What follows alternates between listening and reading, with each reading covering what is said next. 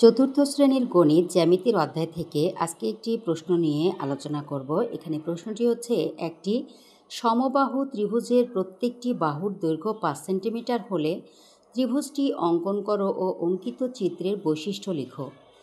তাহলে এখানে সমবাহু ত্রিভুজের কথা বলা হয়েছে। প্রথমে আমরা সমবাহু ত্রিভুজ কাকে বলে এটা আগে লিখব, যে সমবাহু ত্রিভুজ যে ত্রিভুজের 3টি বাহুই সমান তাকে সমবাহু ত্রিভুজ বলে।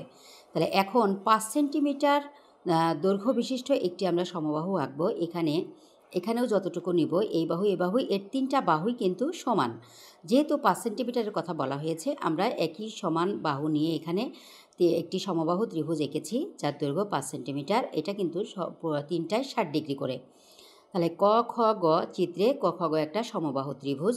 এবার অঙ্কিত ত্রিভুজের বৈশিষ্ট্য এখন আমরা লিখব, যে অঙ্কিত ত্রিভুজের বৈশিষ্ট্য হলো নম্বরে এ ত্রিভুজের 3টি বাহুর দৈর্ঘ্য সমান, এর 3টি কোণ সমান এবং এর 3টি শীর্ষবিন্দু আছে। আশা করি সবাই বুঝতে পেরেছেন। ধন্যবাদ সবাইকে। আসসালামু আলাইকুম।